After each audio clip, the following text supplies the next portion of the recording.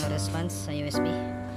Then, nag-short din yung charger natin kapag ginagamit, nilalagay natin sa kanya. Meron dito ang good na switch. Ayan, nag-short na yung USB natin, yung charger. So, kaya kailangan reset yung charger. May reset meaning, bunutin yung charger. Then, kabit ulit. So, okay yung charging nitong switch namin. So, ngayon, kapag ginabit ko ngayon sa switch na OLED na ito, wala siyang response. Then, pag kinabit ko na ulit sa unit natin na good. Yan, wala. So, meaning, meron short sa loob. So, open natin.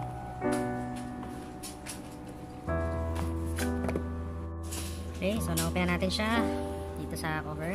Wala namang obvious na sign of anything. So, lagyan ko lang ng label ito, tsaka ng date.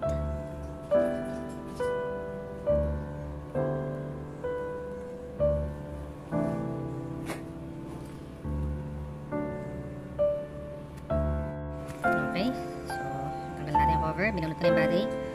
So, wala naman tayo nakikita water damage dito sa taas. Okay naman yung pagkakabit natin ng mod chip, malinis. Okay, continue natin yung pag-disassemble.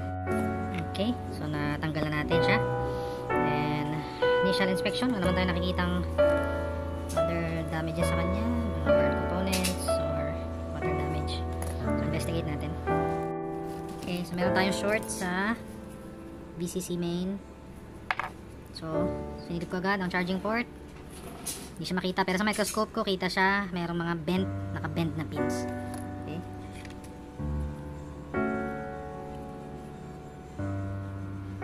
Makita natin na may short sa VCC.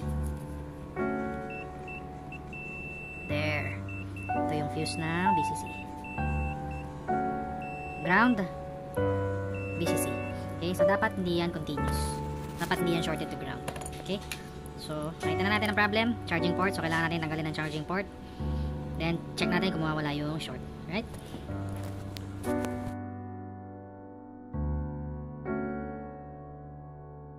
Okay, so naikabit na natin siya sa frame.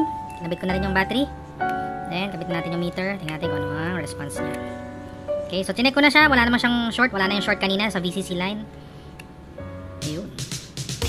15 volts. Ayun, 15 volts and 0.5 amps. So, charging ang switch.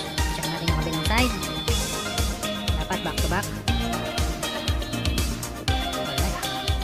Check natin kung so, dahil naka mod chip ito, hindi ko nakita, hindi ko napansin kung nag-blink yung mod chip. Pero, press natin yung power para mag-off yung, kasi for sure nasa no SD screen to. Press ko na yung power, then on natin siya ulit. Okay? So, nagre-response yung switch. So, I think may display ito. Alright. So, okay na itong switch. Charge muna natin siya. Alright. Okay na po ang Nintendo Switch nyo. Napalitan na rin natin ang charging port and nag-on na siya. Okay? Pakita ko lang sa TV yung dock.